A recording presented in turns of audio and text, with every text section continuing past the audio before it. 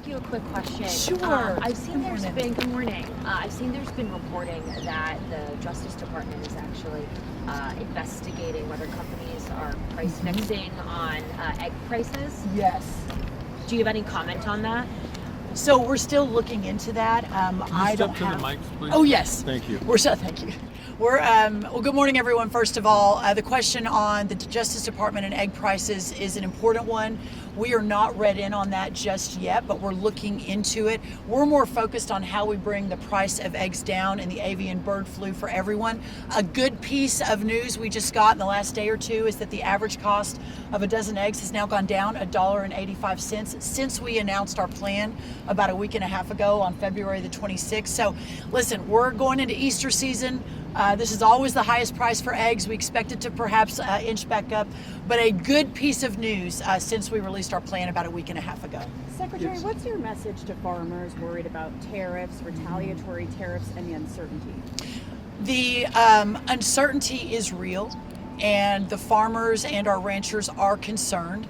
The president has been very clear, whether it was in his joint session of Congress, his State of the Union just over, a week ago last night, whether it's the phone calls he's had with Prime Minister Trudeau, with our counterparts in Mexico, really ensuring that while tariffs are a very important part of his toolkit, he's been very clear about that, really since he came down the escalator in 2015.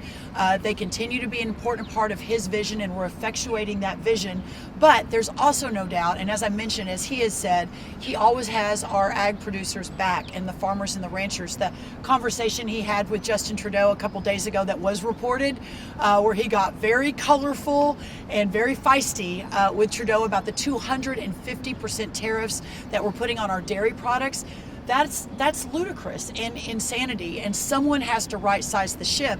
And he's been very clear. It's going to be a little bit bumpy for maybe a few weeks or a few months, but at the end, his vision, and again, what we're effectuating is that our American farmers and ranchers, but truly all Americans, will be moving into an era of greater prosperity. We call it the golden age here at the White House than ever before. There's there be an obviously a assistance lot package? of Americans right now who are hurting and are getting Yes. very nervous watching their retirement accounts fall and everything in the market.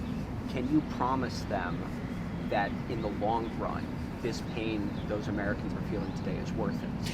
I believe in President Trump's vision. In the last White House, I ran multiple groups here in the West Wing. I'm now over at USDA.